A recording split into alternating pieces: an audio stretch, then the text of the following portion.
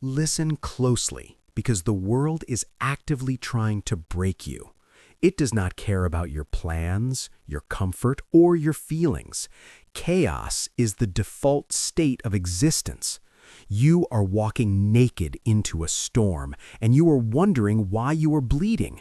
Stop wondering. Stop complaining. It is time to put on the armor. What follows is not a philosophy class. It is a weapon. In the next hour, you will learn how to turn pain into power and tragedy into fuel. Pain is inevitable, but suffering is a choice. Today, you stop choosing to suffer. Today, you choose to prevail. Chapter 1. Embrace the brutal truth. Stop lying to yourself. That is the first command. That is the only place we can begin. You are unhappy right now. You are anxious. You are frustrated. You feel like the world is against you. And I am going to tell you exactly why. It is not because you are unlucky. It is not because you are cursed. It is because you are delusional. You are fighting a war against reality, and reality always wins. The source of your suffering is not the event itself. It is your refusal to accept that the event has happened. You are standing in the rain, screaming at the clouds, demanding the sun to shine. You are getting wet, you are getting cold, and you are getting miserable.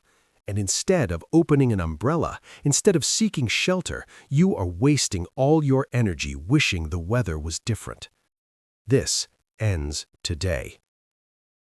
The first layer of the Stoic's armor is the brutal truth. It is the absolute, unwavering acceptance of exactly where you are, right now, in this second. Not where you want to be, not where you should be, not where you were 5 years ago. Where you are. If you are broke, you are broke. That is the truth. If you are overweight, you are overweight. That is the truth. If your relationship is dead, it is dead. That is the truth. Denial is a drug. It feels good for a moment to pretend things are okay, or to pretend that fairness is coming to save you. But fairness is a fairy tale. The universe does not owe you an explanation. It does not owe you an apology. It simply is. You have a choice.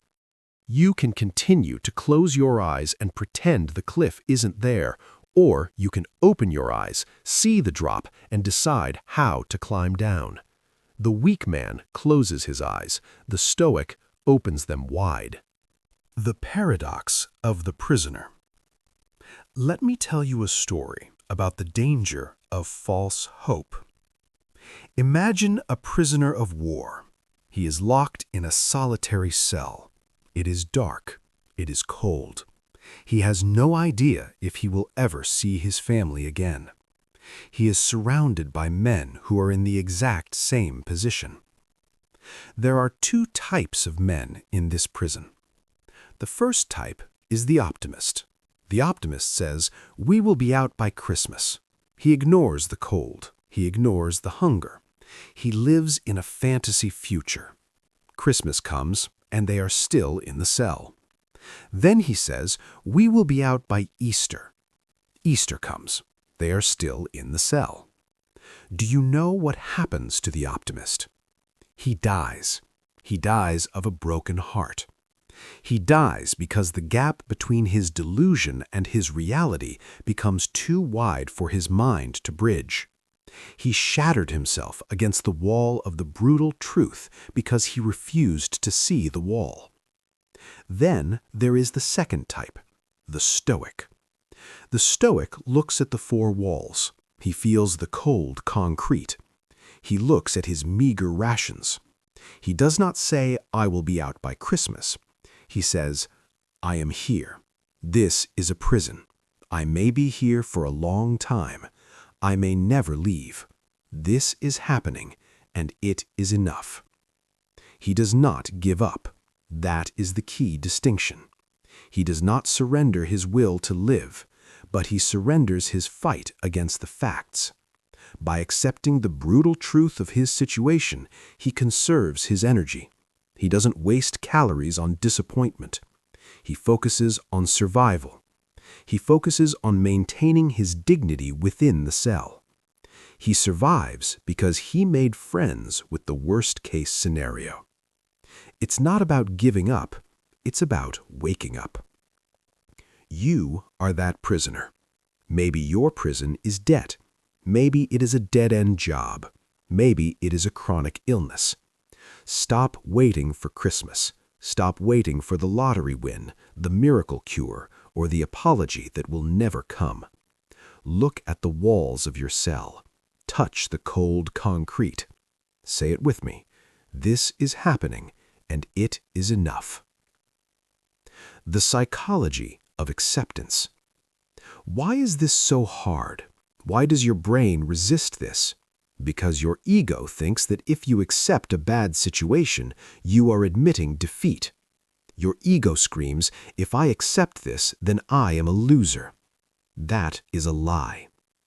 Acceptance is not submission. Acceptance is the prerequisite for strategy. You cannot navigate a map if you don't know your starting coordinates. If you are in New York, but you insist you are in Los Angeles, you will never reach your destination. You will drive in circles until you run out of gas. You must locate yourself on the map of reality. When you look at your bank account and see a negative balance and you feel that pit in your stomach, that is reality checking in. Don't look away. Don't close the app. Stare at it. That negative number is your starting point. It is just physics. It is not a moral judgment on your soul. It is just physics. It's not about the money. It's about the truth. Once you accept the truth, the anxiety begins to fade. Why? Because anxiety lives in the gap between what is and what I want. When you bring those two things together, the gap closes. The noise stops. You stop proving and you start doing. You stop trying to prove to the world that you are rich and you start doing the work to fix your finances. You stop trying to prove you are happy in a toxic marriage and you start doing the work to leave or fix it. You stop trying to prove you are young and you start doing the work to be healthy at your age. You have a choice. You can be impressive to strangers or you can be honest with yourself. You cannot be both. The mantra of power. I want to give you a weapon. It is a phrase I want you to burn into your neural pathways. Whenever you feel the resistance rising, whenever you feel the urge to complain, to whine, to wish things were different, you will use this mantra. This is happening, and it is enough. I do not wish for it to be different. I wish for the strength to bear it. Let's break that down. This is happening. This acknowledges the fact. You are not denying the flat tire. You are not denying the diagnosis. You are acknowledging it. You are grounding yourself in the present moment. And it is enough. This is the radical part. You are saying that this moment, even if it is painful, is exactly what the universe has provided. It is enough material for you to work with. You don't need better conditions to be a man. You don't need better conditions to be strong. The conditions you have right now are sufficient for you to demonstrate your character. You do not wish for it to be different. You wish for the strength to bear it. This shifts the focus from the external to the internal. The weak ask for lighter loads. The strong ask for broader shoulders.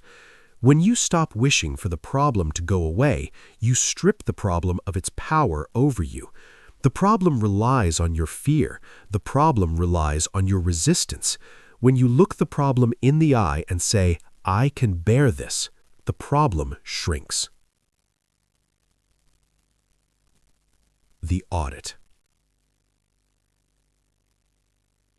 Here is your instruction for today. You need to conduct a reality audit. I want you to sit in a quiet room. No phone, no music, no distractions. I want you to write down the 3 things in your life causing you the most pain right now. Maybe it is your career. Maybe it is your body. Maybe it is a regret from 10 years ago. Next to each item, I want you to write a single sentence describing the brutal truth. No fluff, no excuses. Instead of, my boss is mean and doesn't understand my potential, write, I am in a job where I am undervalued and I have not applied for a new one.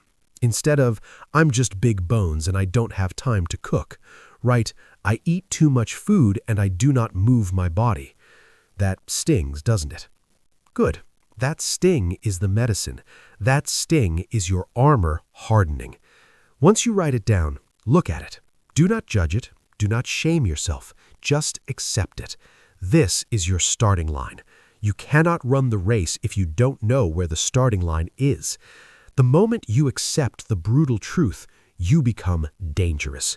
You become dangerous because you are no longer protecting a lie. You have nothing left to hide. You are standing on solid ground for the first time in years. The wind will blow, the rain will fall, but you will not move. You are ready to build. But building requires more than just standing still. Once you accept where you are, you must decide what to do with the things you can change, and more importantly, you must violently detach from the things you cannot. You have mastered the art of looking at the cell. Now, we must teach you how to unlock the door. Next, we are going to look at the script you've been following, the expectations of others, the uncontrollable chaos of the world, and we are going to burn it to ash. Chapter 2. Burn the script you didn't write. You are exhausted. I know you are. You wake up tired, you go to work tired, and you go to sleep tired. But it is not a physical exhaustion. You haven't been digging ditches. You haven't been running marathons. It is a spiritual exhaustion. It is the exhaustion of a man trying to hold up the sky. You are carrying a burden that was never yours to carry. You are obsessed with outcomes. You are obsessed with what other people think. You are obsessed with the economy, the news, the traffic, and the mood of your boss. You are trying to direct a movie where you are only an actor, yet you think you are responsible for the entire production. This is the script you didn't write. Society handed you this script when you were a child. It says, you are responsible for making everyone like you. You are responsible for everything going according to plan. If it rains on your wedding day, you failed. If you don't get the promotion, you are worthless. Burn that script. Throw it in the fire. It is a lie. It is the source of 90% of your anxiety. Here is the truth. You control almost nothing. That sounds terrifying, doesn't it? But it is actually the most liberating truth you will ever hear. The dichotomy of control. The Stoics had a rule. It is the razor that cuts through all mental noise. It is called the dichotomy of control. There are things up to you and things not up to you. Up to you, your opinion, your aim, your effort, your preparation, your character. Not up to you, everything else. The weather, the stock market, the traffic, the past, the future, and most importantly, the actions and thoughts of other people. That's the key. Most of you are miserable because you have invested your self-worth in the not up to you column. You have tied your happiness to things that can be taken away by a stranger or by luck or by chaos. You are gambling with your sanity, and the house always wins. The archer's paradox. Let's look at the ultimate example of this. I want you to visualize an archer. He stands on the line. He has a bow in his hand. He has a target 50 yards away. What does the archer control? He controls the quality of his bow. He controls how well he cared for the string. He controls his stance. He controls his breathing. He controls the focus of his eye. He controls the moment he releases the arrow. That is where his power ends. The moment the string snaps and the arrow leaves the bow, the archer is powerless. A gust of wind could blow the arrow off course. The target could move. The arrow could snap in midair. If the archer hits the bullseye, that is a preferred outcome, but it is not entirely under his control. If he misses because of a sudden gust of wind, is he a failure? If he judges himself by the result, then yes, he failed. He will scream, he will break his bow, he will quit. But if he judges himself by the process, he succeeded. He did everything perfectly. The wind is not his business. The wind is the world's business. You have a choice. You can be the archer who obsesses over the target, or you can be the archer who obsesses over the form. The amateur wants to hit the bullseye. The master wants to shoot a perfect shot. Do you see the difference? The amateur needs the world to cooperate. The master requires nothing from the world. He only requires discipline from himself.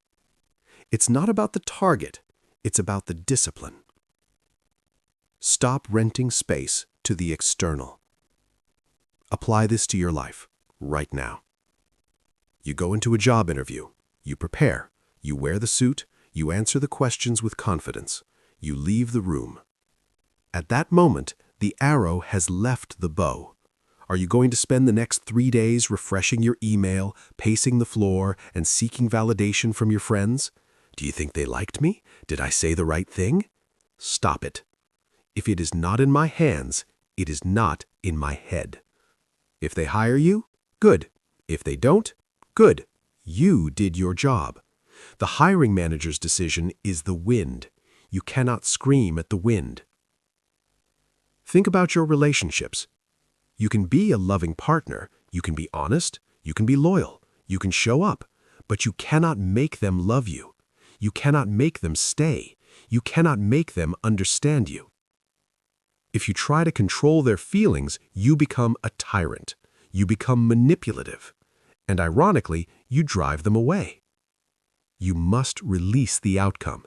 You must say, I will be the best partner I can be. If they leave, it is not a reflection of my worth. It is simply the arrow missing the target. I own my action. I release the outcome. The silent cost of seeking validation. Why is this so hard? Because you crave approval. You have been trained to think that your value comes from the applause of the audience. You post on social media and you watch the likes. You tell a joke and you wait for the laugh. You work hard and you wait for the boss to say, good job. You are a slave. You are a slave to other people's reactions. You don't need their permission. You don't need their permission to be good at what you do. You don't need their permission to be happy. When you tie your emotional state to the validation of others, you are handing them the remote control to your brain. You are letting them change the channel whenever they want. If they smile, you are happy. If they frown, you are sad. Is that dignity? Is that strength? No, that is puppetry, and you are the puppet. Cut the strings. The Stoic does the right thing not because it is applauded, but because it is the right thing. He derives his satisfaction from his own assessment of his performance. Did I do my best? Yes. Then the result is irrelevant. Operationalizing the mantra. So how do we fix this? How do we burn the script? We do it through aggressive mental filtering. You need to become a bouncer for your own mind. You need to stand at the door of your thoughts and check IDs. When a worry approaches, maybe it's a worry about the upcoming election or a worry about what your neighbor thinks of your car, you stop it at the door. You ask one question, is this under my control? If the answer is no, you deny entry. You do not let it in the club. You do not let it drink your liquor. You kick it to the curb. The economy might crash. Not under your control. Kick it out. Focus on your savings rate. Under your control. My ex-girlfriend might be dating someone else. Not under your control. Kick it out. Focus on your gym routine. Under your control. People might laugh at my new business idea. Not under your control. Kick it out. Focus on your business plan. Under your control. You have a choice. You can fill your club with garbage, or you can keep it exclusive. Every time you worry about something you cannot change, you are stealing energy from the things you can change.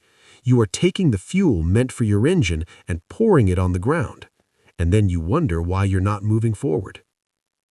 The mantra for the week. I want you to repeat this. I want you to say it when you are stuck in traffic. I want you to say it when the email doesn't come. I want you to say it when life treats you unfairly. If it is not in my hands, it is not in my head. I own my action. I release the outcome. Say it again. I own my action. I release the outcome. This is how you become bulletproof. If you only care about your own actions, you can never be defeated. The world can take your money, it can take your status, it can take your health, but it cannot take your character. It cannot take your choice to respond with dignity. When you stop trying to direct the wind, you can finally focus on aiming the bow. And when you focus entirely on the aim, you will find that you hit the target a lot more often. But hitting the target requires more than just focus. It requires emotional regulation.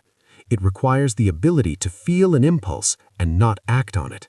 You have learned to aim. Now you must learn how to hold the bow steady when your hands are shaking with rage or fear. You have burned the script. Now we must tame the beast inside. Chapter 3. Starve your emotions. Your feelings are liars. I need you to understand this before we go any further. Your feelings are not the truth. They are not prophecies. They are not commands from a higher power. They are biological suggestions. They are chemical spills in your brain designed to keep a caveman alive in the jungle. But you are not in the jungle. You are in a boardroom. You are in a living room. You are in a relationship. When you feel anger, that is a suggestion to fight. When you feel fear, that is a suggestion to run. When you feel loneliness, that is a suggestion to seek the tribe. You have a choice. You can accept the suggestion or you can decline it. Most of you accept every single suggestion your body offers. You are like a smartphone that lights up with a notification and you immediately click it. You have no filter. You have no pause. You are a slave to your own biochemistry. Someone cuts you off in traffic. You feel a flush of heat. The chemical suggestion is scream, honk, hit the steering wheel. And what do? You obey. You scream, you honk, you hit the wheel. Why? Did that help? Did that move the car? Did that make you a better driver? No, it made you a child. It's not about the traffic, it's about the discipline. The 3-second pause. The difference between a master and a slave is time, specifically the gap between the stimulus and the response. For the animal, there is no gap. Stimulus, response. Hunger, eat. Threat, bite. For the Stoic, there is a gap. Stimulus, pause, response. This is the 3-second pause. It is the most powerful tool in your arsenal. In that 3-second gap, you are a god. In that gap, you have total free will. You can look at the anger, examine it, and decide if it is useful. If it is not useful, you starve it. The CEO's lunch. Let me give you an example of what this looks like at the highest level. Picture a CEO of a Fortune 500 company. It is a Tuesday morning. The market opens and the stock begins to plummet. A scandal has broken. The news is everywhere. The red numbers are flashing on the screens. Millions of dollars are evaporating by the minute. Her executives are panicking. They are running into her office, shouting over each other. We need to issue a statement. We need to sell. We need to fire someone. The atmosphere is pure, unadulterated fear. The emotional contagion is high. What does the CEO do? Does she scream? Does she throw a chair? Does she start typing a furious tweet to defend herself? No. She looks at the screen. She looks at her watch. She sees it is 12 p.m. She opens her lunch container, she takes a bite of her sandwich, she chews slowly. The executives are staring at her. How can you eat at a time like this, they think. She is not ignoring the problem. She is starving the emotion. She knows that panic is a tax on her intelligence. She knows that if she makes a decision while her cortisol is spiking, she will make the wrong decision. She will compound the error. She takes those 3 seconds, or in this case 30 minutes, to let the chemical wave of fear wash over her and recede. She waits for the fog to clear. Then, once the emotion has starved to death for lack of attention, she speaks. She gives a clear, calm command, and she saves the company. That's the key. She did not react, she responded. Reaction is instinct, response is intelligence. You are the observer. You must change your identity. You are not your anger. You are not your sadness. You are not your anxiety. You are the consciousness observing the anxiety. Imagine you are sitting on the bank of a river. The river is your stream of consciousness. Leaves are floating down the river. Some leaves are ugly. Those are your angry thoughts. Some leaves are rotten. Those are your fearful thoughts. Most people see an ugly leaf, jump into the freezing water, grab the leaf, and stuff it in their pocket. They say, "This is mine. I am angry." The Stoic sits on the bank. He sees the ugly leaf float by. He says that is an angry thought, and he watches it float downstream until it disappears around the bend. I am not my feelings. I am the observer of my feelings. This is a skill. It must be practiced. When you feel the heat rising in your chest because your spouse said something critical, you must catch yourself. You must visualize that heat as a separate object. Look at it. Say to yourself, my body is offering me the sensation of rage right now. Interesting. Do not judge it. Do not fight it. Just watch it. If you watch it without acting on it, a miracle happens. The chemical dissipates. The human body cannot sustain a high-intensity emotion for more than 90 seconds unless you feed it with a story. Stop feeding the beast. Emotions are like stray dogs. If you feed them, they stay. If you starve them, they leave. How do you feed an emotion? You feed it with internal dialogue. You get angry at your boss. That is the spark. Then you start the story. He always does this. He disrespects me. I should quit. I bet he hates me. You are pouring gasoline on the spark. You are feeding the dog. You are turning a 90-second chemical flush into a 3-day bad mood. You don't need their permission to stop the story. You don't need your brain's permission to shut up. When the story starts, cut it, starve it. Go back to the sensation. Where do you feel it? In your stomach? In your throat? Focus on the physical sensation, not the mental narrative. The sensation is just energy. The narrative is the trap. I do not react. I respond. The mantra of the gap. I want you to use the mantra. The next time you feel the urge to send a text message at 2 a.m., don't. Use the mantra.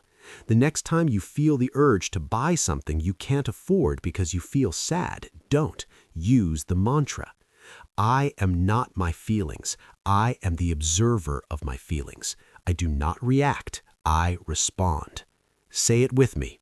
I do not react. I respond. Reaction is weakness. Reaction is easy. Any child can throw a tantrum. Any animal can bite when it is scared.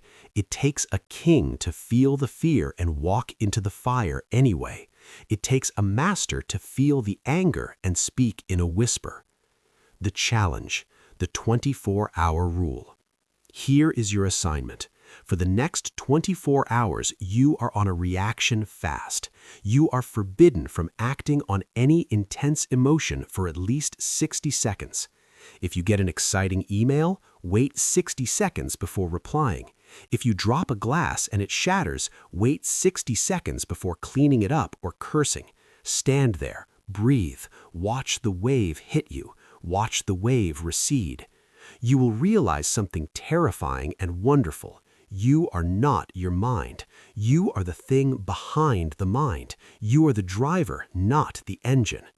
When you starve your emotions, you begin to operate with a cold, terrifying efficiency.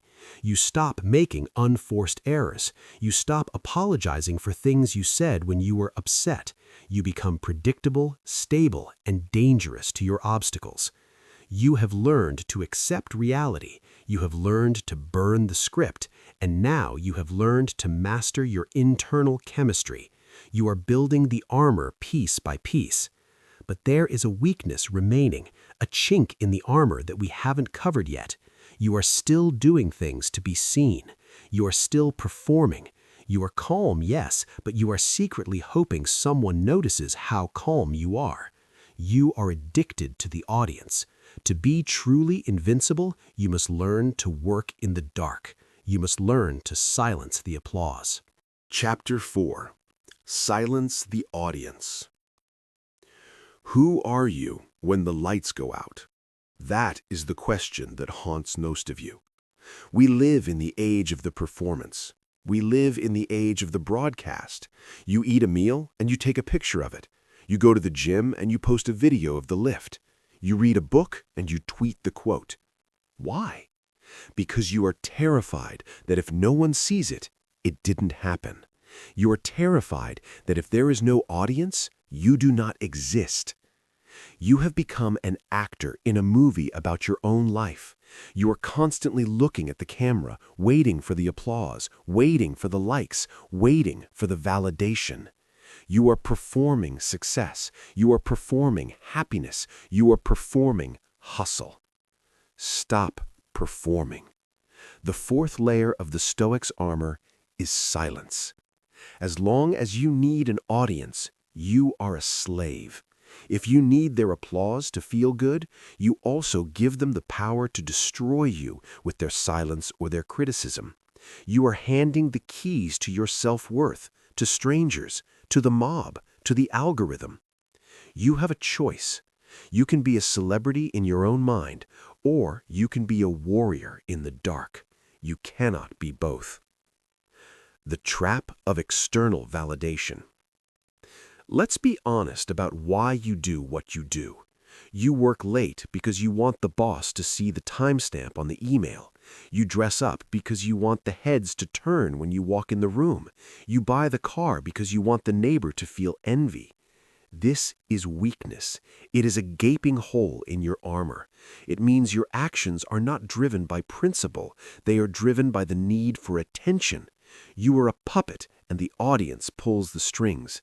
If they cheer, you dance. If they boo, you collapse. That's the key.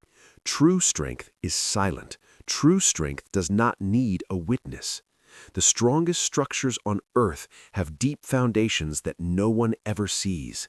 The skyscraper stands tall not because of the glass facade, but because of the steel driven into the bedrock underground.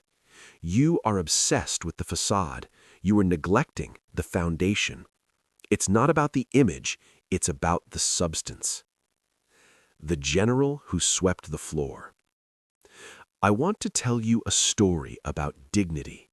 There is an old story of a high-ranking general. He was a man of immense power. He commanded thousands of troops. He had medals on his chest. He had the respect of the empire. Due to a political shift, something completely out of his control, he was stripped of his rank. He was framed, disgraced, and demoted to the lowest possible position, a common foot soldier. Most men would have killed themselves. Most men would have let their ego consume them. They would have screamed, "Do you know who I am?" Not him. The next morning, the former general stood in line with the raw recruits. His uniform was plain, no medals. He was assigned to dig latrines and sweep the barracks. And do you know what he did? He dug the perfect ditch. He swept the floor until it was spotless. He polished his boots until they shone like mirrors. He stood at perfect attention. His fellow soldiers mocked him. They whispered, "Look how low the mighty have fallen." He did not hear them. He was not sweeping the floor for them. He was not digging the ditch for the captain. He was doing it for himself. He knew that his rank was just a costume, his medals were just tin. His character was the only thing that was real. Whether he was commanding an army or sweeping a floor, his standard of excellence remained exactly the same. He did not need the rank to be a leader. He led by the sheer force of his example. In time, the other soldiers stopped laughing and started following. He regained his authority, not because it was given to him, but because he radiated it. I do not need to be seen to be strong. My self-respect is the only currency that matters. The discipline of the dark. You need to become like that general. You need to learn to love the dark. The dark is the work you do when no one is watching. It is the rep you do when the gym is empty. It is the extra hour of study when everyone else is at the bar. It is the act of kindness you do anonymously, where you ensure no one ever finds out it was you. Why is this important? Because when you do something for the audience, you are trading your effort for their approval. It is a transaction. But when you do something in the dark, you are building self-respect. Self-respect is the only currency that matters. You cannot buy it, you cannot fake it, you can only earn it. And you earn it by doing the difficult thing when there is zero chance of getting a reward. You don't need their permission to be excellent. You don't need a pat on the back to know you did a good job. If you clean your house, do it because you respect your living space, not because guests are coming. If you work out, do it because you respect your body, not because summer is coming. The psychological shift. When you silence the audience, you become terrifyingly efficient. Think about how much energy you waste on image management. Think about the mental calories you burn worrying about what people think. What if I fail? What will they say? Who cares what they say? They are in the stands. You are in the arena. When you stop caring about the audience, the fear of failure evaporates. Failure is only embarrassing if you are trying to impress someone. If you are only trying to learn, failure is just data. You have a choice. You can spend your life trying to look rich, or you can become wealthy. You can spend your life trying to look happy, or you can become content. The person who looks rich is usually in debt. The person who posts about how much they love their spouse is usually insecure about the marriage. The loudest person in the room is usually the weakest. Silence is confidence. Noise is insecurity. The 30-day blackout. I am giving you a command. This is not a suggestion. I want you to undergo a 30-day blackout. For the next month, you are going to achieve things, and you are going to tell absolutely no one. If you hit a personal record in the gym, you will not post it. You will write it in your journal, close the book, and go home. If you get a raise or close a big deal, you will not brag to your friends. You will simply deposit the check. If you help a stranger, you will not tell the story to make yourself look like a saint. You are bottling that energy. At first, you will feel an itch. You will feel a desperate need to share. But if I don't tell them, how will they know I'm winning? They don't need to know. You need to know. That itch is your ego dying. Let it die. When you keep your victories to yourself, they become concentrated power. You walk around with a secret. You know what you are capable of. You know what you have endured. That knowledge creates a subconscious swagger that screams louder than any Instagram post ever could. I do not need to be seen to be strong. The mantra for the shadows. When you feel the urge to perform, when you feel the urge to explain yourself to people who do not matter, cut the cord. Repeat the mantra. I do not need to be seen to be strong. My self-respect is the only currency that matters. Say it again. My self-respect is the only currency that matters. If you have self-respect, you can walk into a room of billionaires and feel no envy. You can walk into a room of critics and feel no shame. You are self-contained. You are a fortress. The audience is fickle. They will cheer for you today and throw stones at you tomorrow. If you live for their cheers, you will die by their stones. Turn your back on the crowd. Face the mirror. That is the only judgment day that counts. It's not about the applause. It's about the standard. And once you stop caring about the audience, you are ready for the next phase. You are ready to face the world not as a performer, but as a force of nature. Because once you are walking your path in silence, you are going to run into walls, massive, unfair, painful walls. The world will put obstacles in your way that seem impossible to move. But the Stoic does not dread the obstacle. The Stoic feeds on the obstacle. Chapter 5. The obstacle is the fuel. You're hoping for an easy life. Stop it. Stop hoping the path will be smooth. Stop hoping the mountain will flatten itself for you. Stop praying for lighter loads. You are asking for the wrong thing. You are asking for weakness. A life without obstacles is a life without growth. A muscle that meets no resistance is a muscle that atrophies. If you lay in bed for 6 months, you do not become rested. You become a cripple. You lose the ability to walk. Resistance is not the enemy. Resistance is the sculptor. When a problem hits you, a lawsuit, a breakup, a failure, a sickness, your first instinct is to scream. You say, "Why is this happening to me? This is unfair. This is in my way." You are looking at it upside down. The obstacle is not in the way. The obstacle is the way. This is the 5th layer of the Stoic's armor, alchemical transmutation, the ability to turn lead into gold, the ability to turn pain into power. The physics of the fire. Think of a fire, a blazing, roaring bonfire. If you throw a piece of wood into the fire, does the fire say, "No, I don't want this wood, it's too heavy, it's too hard"? Does the fire complain? Does the fire get depressed? No, the fire consumes it. The fire wraps around the wood. It breaks the wood down. It uses the wood to grow hotter, brighter, and taller. The thing that was thrown in to smother the fire becomes the fuel that makes it stronger. You must become the fire. Most of you are not fire. You are a candle in the wind. A little breeze comes, a criticism, a parking ticket, a bad day, and you flicker out. You go dark. You need perfect conditions to shine. That's the key. The Stoic does not need perfect conditions. The Stoic feeds on chaos. When a disaster strikes, the Stoic does not say, "Oh no." The Stoic says, "Good, more fuel." You have a choice. You can be the wood that gets burned, or you can be the fire that burns. The athlete's pivot. Let's look at a concrete example. Imagine an elite athlete. He is at the peak of his career. He is fast, strong, unstoppable. Then, in a split second, snap. He tears a ligament. The doctor tells him, "You are out for 12 months. No running, no jumping."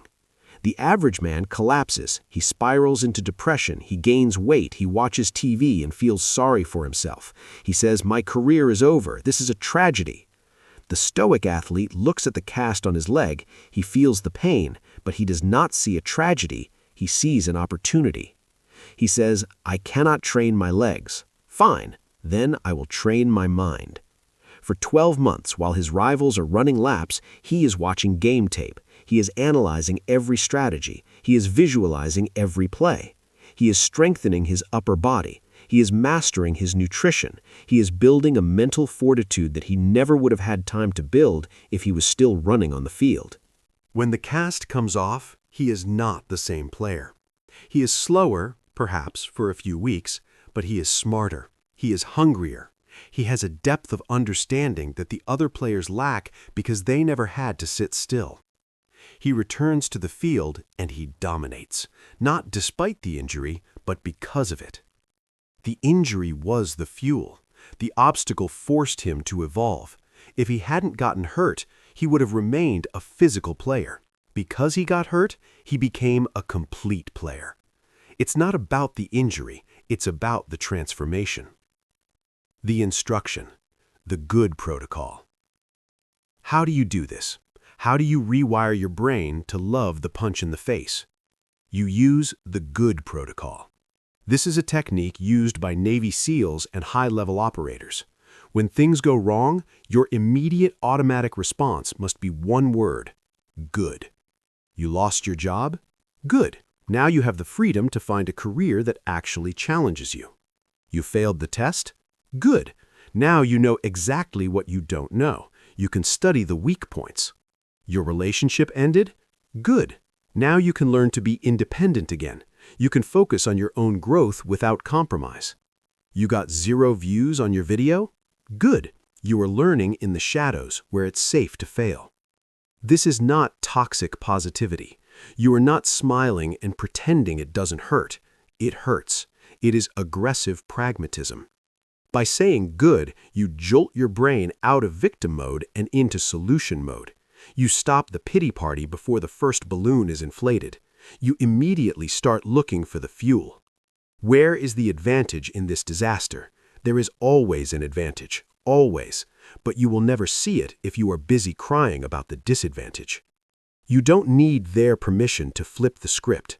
You don't need the world to apologize to you. You just need to find the handle on the suitcase and pick it up. The mantra of consumption. I want to give you the phrase that will turn you into the fire. When the problem hits, and it will hit you today, maybe 10 minutes after this chapter ends, I want you to say this: thank you for this challenge. This problem is not in my way. This problem is my way. Let's dissect that. Thank you for this challenge. Gratitude for suffering? Yes, because the universe just sent you a sparring partner. You cannot become a champion without a sparring partner. This problem is here to spot you on the bench press of life. It is heavy because it is meant to make you strong. This problem is not in my way. This problem is my way. This is the shift. You thought your path was to go straight. The boulder fell in the path. You think the path is blocked. No, the path is now over the boulder, or through the boulder, or under the boulder. The struggle to overcome the obstacle is the life. There is no after. There is no once I solve this, then I will live. Solving it is the living. Behavior modification, the pivot. Here is your homework. Identify the one thing you are complaining about the most right now. I don't have enough time. I don't have enough money. My equipment is too old. Stop complaining. Pivot. Turn that specific weakness into a strength. No time? Good. You have to learn extreme efficiency. You have to prioritize. People with unlimited time are lazy. You will become a master of time management because you have to be. No money? Good. You cannot solve problems by throwing cash at them. You have to use creativity. You have to hustle. You have to be smarter than the rich guy. Hunger is a competitive advantage. Old equipment? Good. You have to rely on your skill, not the gear. If you can win with a rusted sword, you will be a god when you finally get a sharp one. You have a choice. You can wait for better resources, or you can weaponize your lack of resources. The world is full of people waiting for the perfect moment. They are still waiting. They will die waiting. The Stoic takes the imperfect moment, the broken tool, the unfair situation, and uses it to build an empire. The final challenge. Do not run from the fire. Run into the fire. When you start to view every problem as fuel, you become terrifying to your enemies. You become terrifying to fate itself. What can the world do to a man who thrives on disaster? If it knocks you down, you get stronger. If it blocks your path, you build a new road. If it takes everything from you, you start over with zero fear because you know how to build. You become anti-fragile. Most things break when you drop them. You are the thing that gets stronger when it is dropped. This problem is not in my way. This problem is my way. Say it until you believe it. Say it until you are actually excited when things go wrong, because you know it's feeding time. But be warned, When you start overcoming obstacles, when you start turning tragedy into triumph, a new enemy appears. It is a silent enemy. It is a seductive enemy. It is your own ego. You will start to think you are special.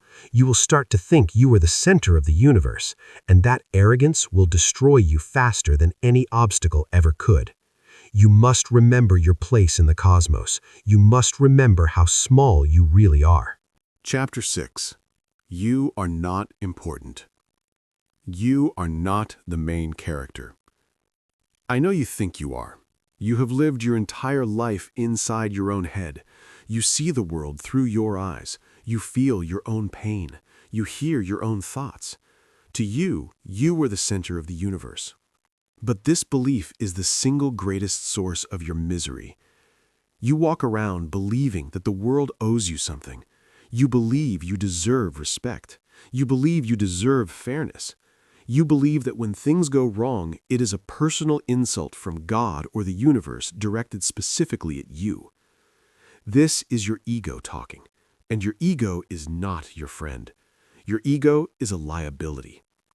Ego makes you fragile. Why? Because ego demands that reality conform to your expectations. When it rains on your parade, your ego says, "Why is this happening to me?" When someone is rude to you, your ego says, "Don't they know who I am?" When you fail, your ego says, "This is a tragedy because I am destined for greatness." Stop it. The universe is 13.8 billion years old. You will live, if you are lucky, for 80 years. You are a blink of an eye.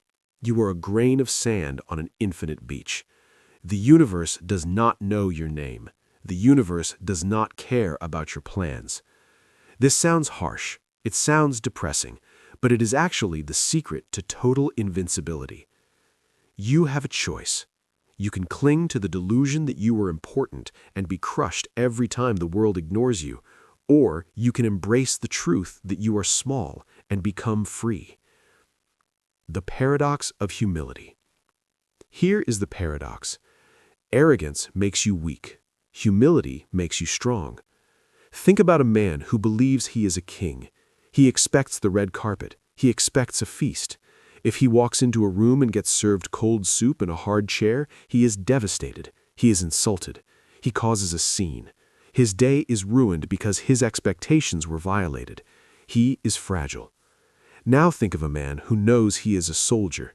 He expects the mud. He expects the cold. He expects hunger.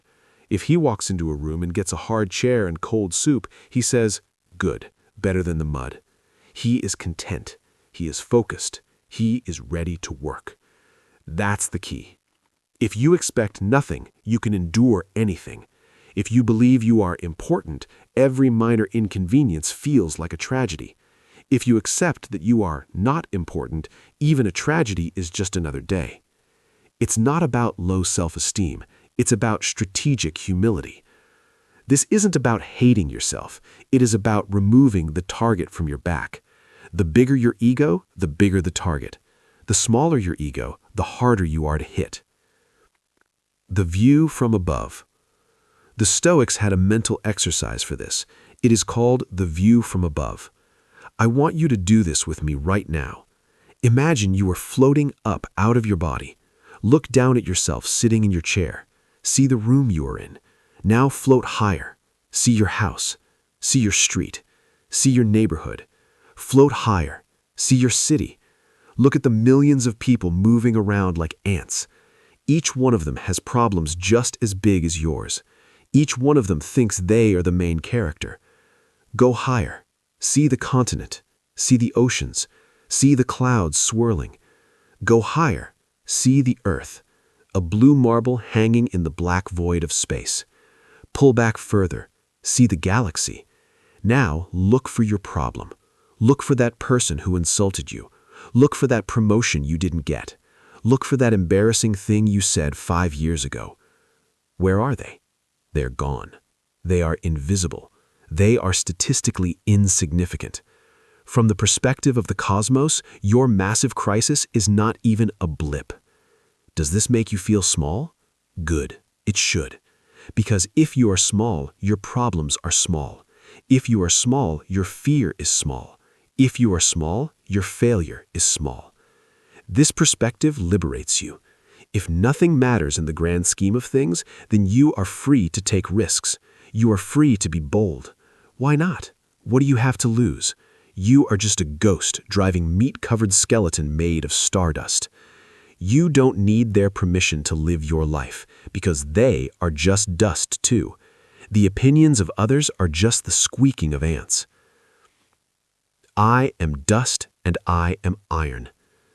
This brings us to the sixth layer of your armor. You must adopt a dual nature. You must understand the balance between your biological fragility and your mental will. I want you to burn this repetitive phrase into your mind. I am dust and I am iron. I expect nothing, so I am prepared for everything. Let's break it down. I am dust. This admits your mortality. It admits your physical insignificance. It keeps your ego in check. It reminds you that you will die, so there is no time to be petty. There is no time to hold grudges. You are biological matter, destined to return to the earth. I am iron. This asserts your will. While your body is fragile, your spirit is unbreakable. You are dust in substance, but iron in resolve. You are small, but you are dense. You are solid. I expect nothing, so I am prepared for everything. This is the strategic application. The entitlement is gone. You do not wake up expecting a good day. You wake up ready for whatever day comes. If it is sunny, good. If it is a storm, good. You are ready. Real-world application. The ego audit. How do you apply this? You have to catch your ego trying to hijack your life. Every time you get offended, that is your ego. Every time you get defensive when someone critiques your work, that is your ego. Every time you judge someone else to make yourself feel better, that is your ego.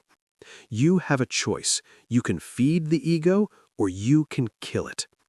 When someone cuts you off in traffic and flips you the bird, your ego wants to rage. It wants to say, "How dare you?" Kill it. Zoom out. View from above. 2 specks of dust on a spinning rock. 1 speck honked at the other speck. Does it matter? No. Let it go. When you are terrified to launch your business because you are afraid of what people will say, that is your ego. Your ego is trying to protect your image. Kill it. Zoom out. In 100 years, you will be dead, they will be dead, and no one will remember your business or your failure. So do it. Do it because you are alive now. It's not about the reputation, it's about the action. The freedom of insignificance. There is a terrifying freedom in realizing you are not important. It means you don't have to be perfect. It means you don't have to be special. It means you don't have to prove anything to anyone. You can just be. You can just do your work. Think about the most miserable people you know. They are the ones who are obsessed with their legacy. They are obsessed with how they are perceived. They are carrying the weight of a statue they built of themselves. Put the statue down. Smash it. Be a nobody, because a nobody has nothing to lose, and a man with nothing to lose is the most dangerous man on earth. When you stop trying to be important, you start being effective. You stop wasting energy on maintenance of the self, and you start pouring that energy into your mission. The daily death. Here is your instruction. Every morning when you look in the mirror, remind yourself that you are going to die. Look at your face, see the aging, see the biology. Tell yourself, this is temporary. I am not the center of the story. I am just a character in the background. Then go out and play that character with absolute ferocity. Do not walk into the meeting thinking, I need them to like me. Walk in thinking, I am dust and I am iron. I will do my job and the result is none of my business. I expect nothing, so I am prepared for everything. Say it again. I expect nothing, so I am prepared for everything. Once you shatter your ego, you remove the handle that the world uses to manipulate you. They can't hurt your feelings if you don't have any self-importance to wound. They can't threaten your status if you don't care about status. You are free. But freedom is dangerous. Freedom requires structure. If you are free from the expectations of others and you are free from your own ego, you risk drifting. You risk becoming lazy. If nothing matters, why get out of bed? Because you are a Stoic, and a Stoic finds purpose not in applause, but in duty. And duty is not a feeling, duty is a habit. To maintain this armor, you cannot rely on motivation. You need something stronger. You need a system that operates automatically, regardless of how you feel. Chapter 7. Routine is your religion. Motivation is a lie. I want you to take the concept of motivation and throw it in the trash. Motivation is for amateurs. Motivation is for children. Motivation is that fleeting feeling of excitement you get after watching a movie or listening to a motivational speech. It is sugar. It gives you a quick spike of energy and then it crashes, leaving you weaker than before. You are waiting to feel like doing the work. You are waiting for the stars to align. You are waiting for the right mood. The right mood is never coming. If you only do the work when you feel like it, you will never build anything of value. You will never build a business. You will never build a body. You will never build a legacy. The pros do not wait for motivation. The pros rely on something far more powerful, far more boring, and far more effective: routine. The seventh layer of the Stoic's armor: ritual. Your routine is not just a schedule, it is your religion. It is the structure that holds your life together when everything else is falling apart. It is the safety net that catches you when you fall. You have a choice. You can live a life of chaos, reacting to every impulse and every emergency, or you can build a fortress of habit. The emperor who hated waking up. Let's look at the ultimate example of duty over desire. Marcus Aurelius was the emperor of Rome. He was the most powerful man on the planet. He had absolute authority. He could have slept until noon every day. He could have spent his days feasting, drinking, and indulging in every pleasure known to man. No one could tell him no. And yet, what did he do? He woke up before dawn every single day. And here is the secret. He hated it. We know this because he wrote about it in his journals. He had to argue with himself to get out of the warm blankets. He wrote, "At dawn, when you have trouble getting out of bed, tell yourself, I have to go to work as a human being. What do I have to complain of if I'm going to do what I was born for?" He didn't get up because he was motivated. He didn't get up because he was excited to deal with the politics, the wars, and the plagues of Rome. He got up because it was his routine. He got up because he had a standard to uphold. If the emperor of Rome, who had every excuse in the world to be lazy, forced himself to adhere to a strict schedule, what is your excuse? It's cold? I'm tired? I'll do it tomorrow? Stop negotiating with yourself. The moment the alarm goes off, the negotiation begins. Your brain starts making a case for weakness. 5 more minutes. You worked hard yesterday. You deserve a break. Do not listen. Do not debate. The moment you start debating, you have already lost. That's the key. The routine removes the decision. You don't decide to brush your teeth, you just do it. You don't decide to go to work, you just go. You must apply that same mindless automation to your excellence. Boring is the goal. You think routine is a prison. You think discipline restricts your freedom. You are wrong. Discipline equals freedom. If you have no routine, you are a slave to your impulses. You are a slave to your laziness. You are a slave to the chaos of the day. When you have a routine, you are free. You are free from the mental exhaustion of constantly deciding what to do next. Routine is boring. Good. Excellence is boring. Good. We live in a culture that is addicted to novelty. We want the new hack, the new secret, the magic pill. There is no magic pill. There is only doing the same boring thing every single day for years. The bodybuilder eats the same chicken and rice. He lifts the same weights. The writer sits in the same chair at the same time. The investor reads the same reports. It is not sexy. It is not glamorous. It does not make for a viral TikTok video, but it is effective. It's not about the excitement. It's about the consistency. The sanctuary of structure. When tragedy strikes, and it will strike, your routine becomes your sanctuary. When you lose a loved one, when you get fired, when your heart is broken, the world feels like it is spinning out of control, you will feel like curling up in a ball and dying. Your routine saves you. Because you have built the habit, your body goes on autopilot. You wake up, you make the bed, you work out, you shower, you eat. You may be crying while you do it. You may be numb while you do it, but you are doing it. The routine keeps you moving. It prevents you from sinking into the abyss. It provides a familiar rhythm in a world of discordant noise. You cling to the routine like a raft in a storm. My routine is my sanctuary. Eliminate decision fatigue. Every time you have to make a choice, you burn mental energy. It is called decision fatigue. What should I wear? What should I eat for breakfast? When should I go to the gym? By 10 a.m., you are exhausted just from deciding how to live. You have no energy left for the actual work. The Stoic eliminates these choices. Steve Jobs wore the same black turtleneck every day. Why? To save the decision.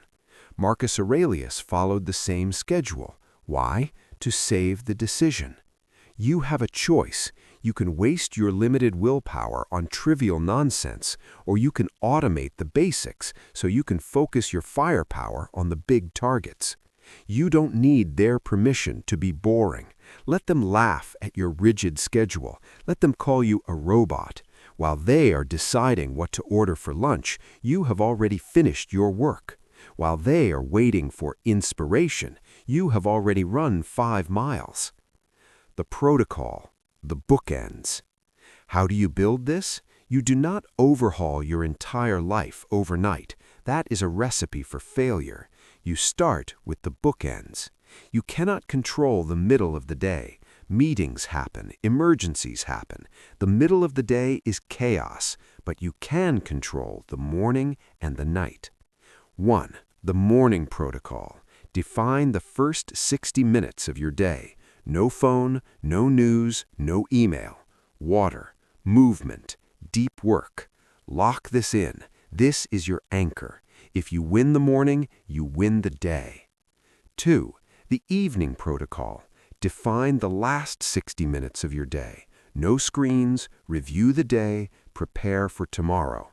If you don't plan tomorrow tonight, you are already behind. That's the key. If you control the bookends, the chaos in the middle cannot destroy you. You enter the day on your terms, and you exit the day on your terms. The mantra of the machine. I want you to stop seeing yourself as an artist waiting for the muse. Start seeing yourself as a machine. A machine does not have bad days. A machine does not feel sad. A machine functions. When you feel the resistance, when the bed is warm, when the couch is comfortable, I want you to repeat this mantra. I do what needs to be done, whether I feel like it or not. My routine is my sanctuary. Say it again. I do what needs to be done, whether I feel like it or not. Feelings are irrelevant to the task. Does the soldier only march if he feels happy? No. Does the surgeon only operate if he feels excited? No. They do it because it is the standard. Transformation, the 21-day lock. Here is your assignment. Pick one new habit, just one. Maybe it is waking up at 5 a.m. Maybe it is reading 20 pages. Maybe it is 50 push-ups.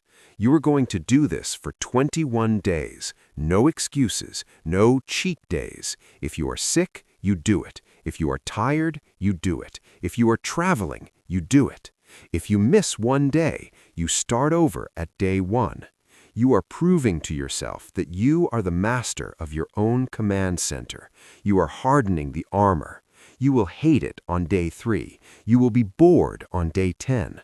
But on day 21, you will feel a shift. You will feel a surge of power. You will realize that you are no longer negotiating. You are simply executing. You don't need their permission. You don't need the world to clap for your routine. The results will speak for themselves. When you live by a code of strict routine, you guarantee progress. But here's the brutal truth. Progress does not guarantee winning. You can do everything right. You can wake up early. You can work hard. You can have the perfect routine, and you can still fail. You can still lose. And when that happens, most people break. They say, I did the work. I deserve the reward. The Stoic knows better. The Stoic knows that failure is not an error in the system. Chapter 8. Failure is the fee. You are afraid to look stupid. Let's get to the bottom of why you are paralyzed.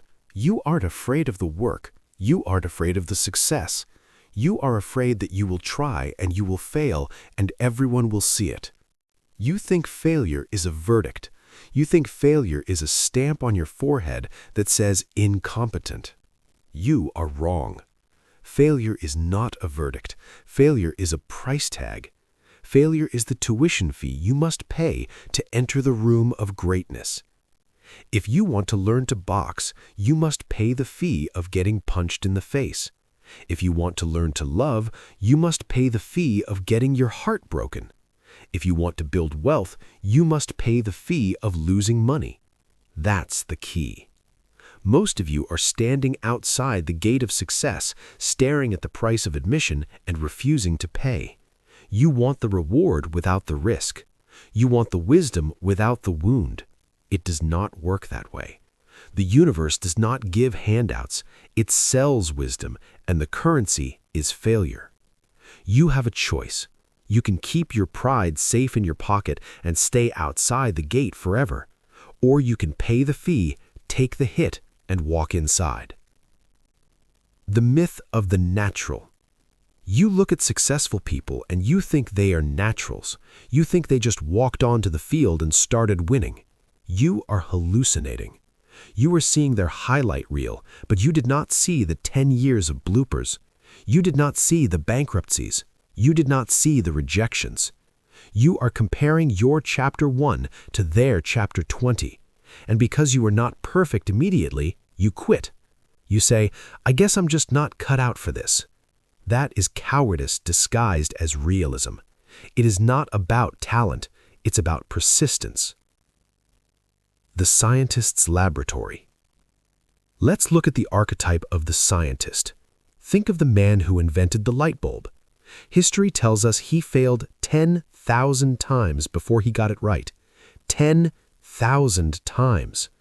Imagine if he had your mindset.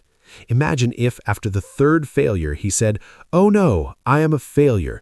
People will laugh at me. Maybe I should just go back to making candles." We would still be in the dark. But he didn't view it as failure. He viewed it as data. When an experiment blew up in his face, he didn't cry. He took out his notebook. He wrote down, "Combination 4902 does not work." He didn't lose confidence. He gained information. He narrowed the field of possibilities. With every explosion, he was getting closer to the truth. He understood that he was not failing. He was paying the fee. He was buying the solution one mistake at a time. You have a choice. You can treat a setback as a stop sign, or you can treat it as a stepping stone. Redefining the L. I want you to fundamentally rewire how you view the concept of losing. In your current operating system, the code looks like this. Outcome A, I get what I want, equals I win. Outcome B, I don't get what I want, equals I lose. This code is bugged. This code creates anxiety. This code makes you play small because you are terrified of outcome B. Here is the Stoic operating system. Here is the upgrade. Outcome A, I get what I want, equals I win. Outcome B, I don't get what I want, equals I learn. I do not lose. I either win or I learn. If you launch the business and it makes $1 million, you win. If you launch the business and it goes to zero, you learn how not to run a business. You learn who your real friends are. You learn how to handle stress. You learn tax law. You learn resilience. The lesson is often more valuable than the money. The money can be spent. The lesson is yours forever. The only way you lose is if you quit. The only way you lose is if you fail and then refuse to learn the lesson. That is wasted suffering. The failure is the payment for the lesson. Don't pay the tuition and skip the class. The resume of failure. You are hiding your failures. You are scrubbing them from your resume. You are deleting the photos. You are pretending they didn't happen. Stop it. Your failures are your scars, and scars are proof that you were in the arena. A man without scars is a man who never fought. A man who never fought is a child. I want to see your failures. I want to see the project that bombed. I want to see the divorce. I want to see the time you fell flat on your face. Why? Because that tells me you are trying. You don't need their permission to be imperfect. The world respects a man who fails and gets back up far more than a man who never tries. When you own your failure, you take away its power to shame you. If you say, "Yes, I messed that up. Here is what I learned," no one can use it against you. You have disarmed them. It's not about the mistake, it's about the recovery. The action. Seek rejection. So, how do we operationalize this? How do we stop fearing the fee? We go out and pay it on purpose. I want you to play a game called Seeking the No. Most of you spend your life trying to get a yes. You try to get the date, get the sale, get the compliment. I want you to try to get a no. Ask for a discount on your coffee. Ask for a meeting with someone way out of your league. Apply for a job you aren't qualified for. When they say no, then they will. I want you to smile. I want you to feel that sting. And then I want you to realize you did not die. The ground did not open up and swallow you. The sun is still shining. You are still breathing. You just paid a small fee to realize that rejection is harmless. It's just noise. It is just a word. The more no's you collect, the thicker your armor becomes.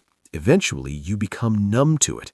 And when you are numb to the fear of failure, you become unstoppable. Because now you are willing to knock on any door. The mantra of the student. When the deal falls through, when the test comes back with a failing grade, when you are standing in the wreckage of your plans, do not wallow, do not pity yourself. Stand up, dust yourself off, and repeat the mantra. I do not lose. I either win or I learn. The failure is the payment for the lesson. Say it again. The failure is the payment for the lesson. Say, "Thank you, universe. That was an expensive lesson, but now I know. I will not make that mistake again." Transformation, the post-mortem.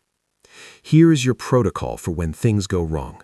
Do not get drunk. Do not distract yourself. Perform a Stoic post-mortem. Sit down with a piece of paper. What happened? The objective facts. What was my role in it? Take radical responsibility. Do not blame luck. What is the lesson? Extract the wisdom. How will I apply this next time? The strategy. Once you've done this, the transaction is complete. You have paid the fee and you have received the goods. Now, burn the paper. Let the emotion go. Keep the wisdom. That's the key. You extract the value and discard the pain. You are building a character that cannot be discouraged. You are building a mind that processes disaster as fuel. You have accepted reality. You have burned the script. You have mastered your routine. You have accepted failure as the cost of doing business. But there is one failure you cannot come back from. There is one event that is not a lesson, but an end. Most people spend their entire lives running from the thought of it. They pretend it won't happen. They live in a frantic denial of their own expiration date. The Stoic does not run from death.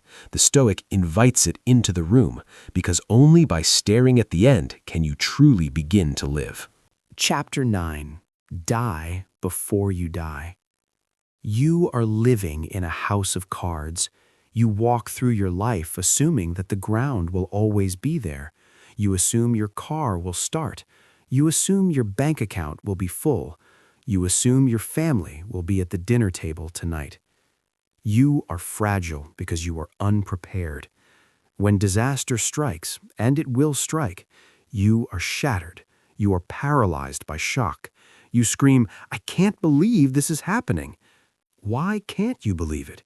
History is a record of tragedy. The world is a machine that breaks things. By pretending that everything will be fine, you are setting yourself up for a mental collapse when things inevitably go wrong. You have a choice. You can be ambushed by fate, or you can ambush fate. The 9th layer of the Stoic's armor is the darkest, but it is also the strongest.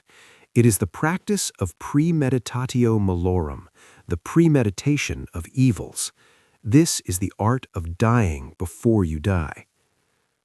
The vaccine for the soul. You take a vaccine to protect your body from a virus. You introduce a small, controlled amount of the disease into your system so that your immune system learns how to fight it. Negative visualization is a vaccine for your soul. Most self-help gurus tell you to visualize success. They tell you to close your eyes and imagine the mansion, the car, the applause. That is candy. It tastes sweet, but it rots your teeth. It makes you soft. If you only visualize victory, you are defenseless against defeat. The Stoic does the opposite. The Stoic closes his eyes and visualizes the crash, the bankruptcy, the betrayal, the funeral. Why? Is the Stoic a masochist? Is he depressed? No, he is strategic. He is running a fire drill. When the alarm goes off in real life, the masses panic. They get trampled at the exit. The Stoic does not panic. He has been here before. He has walked this path 1,000 times in his mind. He knows exactly where the exit is. That's the key. The blow that crushes you is the one you didn't see coming. If you see it coming, you can brace for impact. If you brace for impact, you do not break. The practice. The ultimate goodbye. I am going to give you a practice that will terrify you. It will make your stomach turn, but if you do it, it will change your life immediately. Tomorrow morning, when you say goodbye to your spouse or your children or your parents, I want you to pause, look at them, memorize their face, and tell yourself, this might be the last time I ever see them. Does that sound morbid? Does that sound cruel? It is the most loving thing you can possibly do.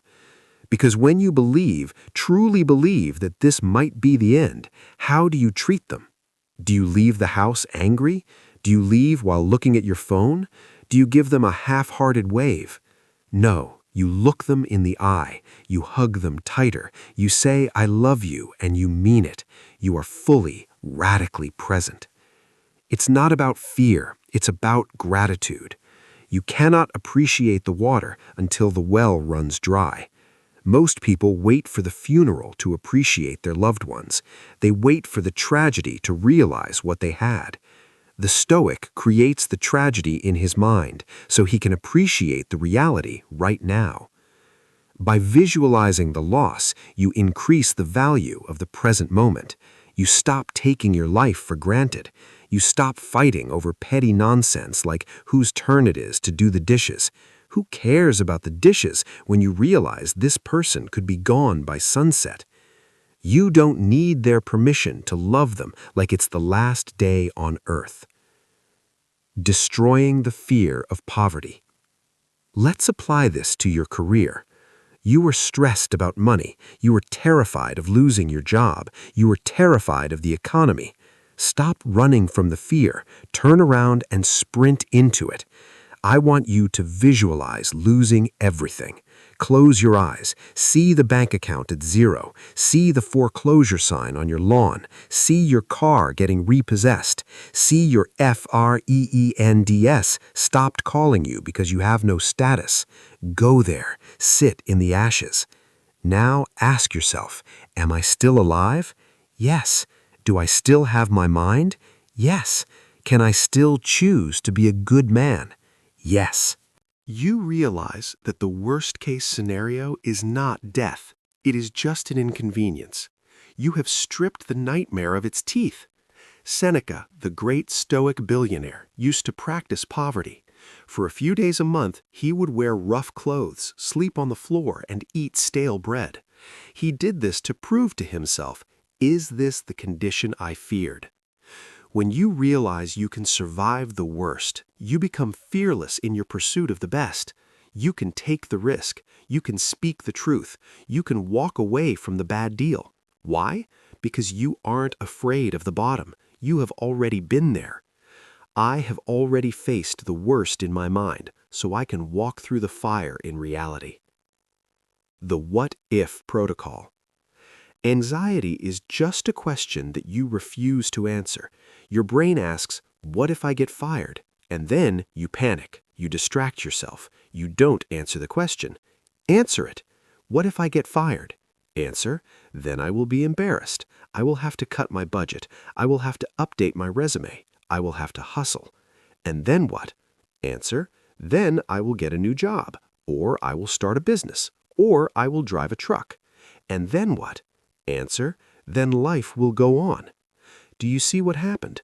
You followed the ghost all the way to the end of the hallway and you pulled off the sheet. There was nothing there but a broomstick. The vague fear paralyzes you. The specific plan liberates you. You have a choice. You can be haunted by the ghost, or you can unmask it. The mantra of the firewalker. When you feel the anxiety rising, when the news is bad, when the doctor calls you back for a second test, do not flinch. Trigger the armor. I have already faced the worst in my mind, so I can walk through the fire in reality. Say it again. I can walk through the fire in reality. You have mentally rehearsed the disaster. You have mentally rehearsed the grief. You have mentally rehearsed the poverty. So when it happens, you don't say, why me? You say, I have been expecting you. I am ready.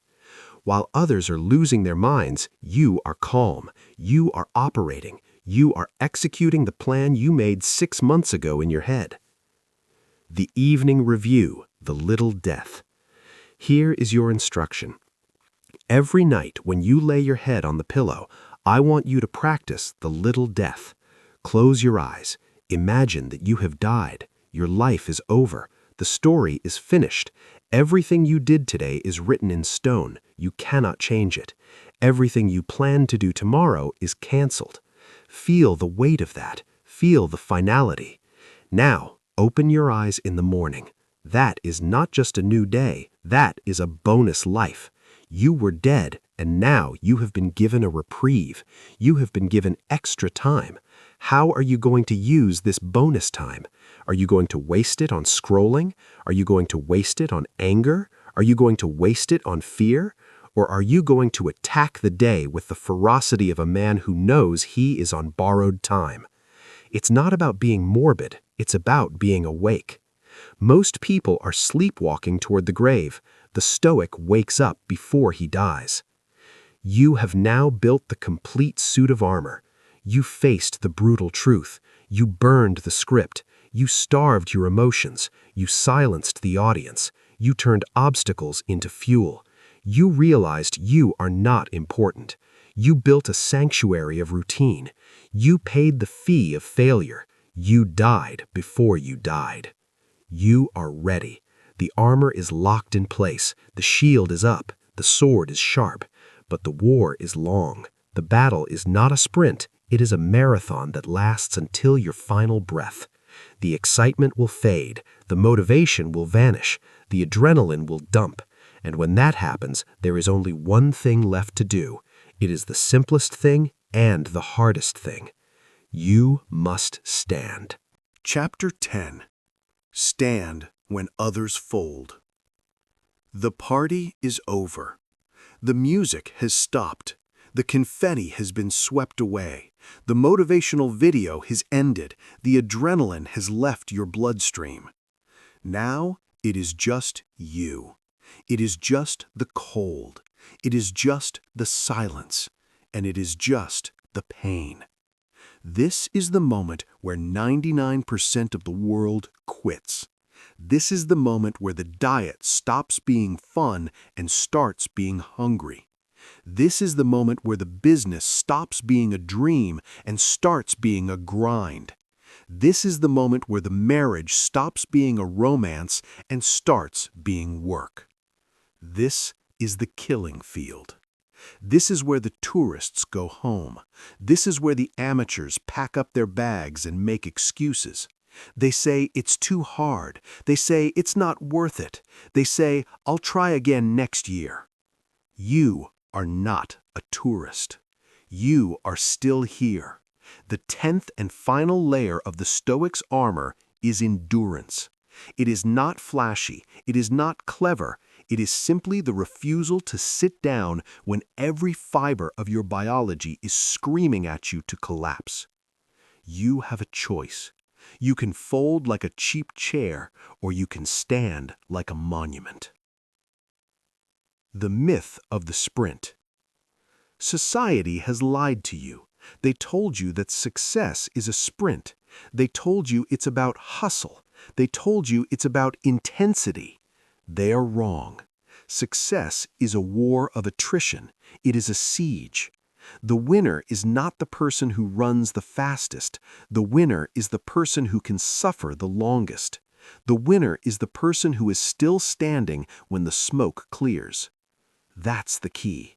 You don't need to be smarter than them. You don't need to be more talented than them. You just need to outlast them. If you stay in the game long enough, eventually everyone else will quit. And when they quit, you win by default. It's not about speed, it's about duration. The lighthouse and the ocean.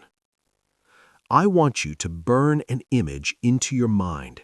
It is the image of a lighthouse on a jagged rock in the middle of a dark ocean. The ocean is chaos. The ocean is the world.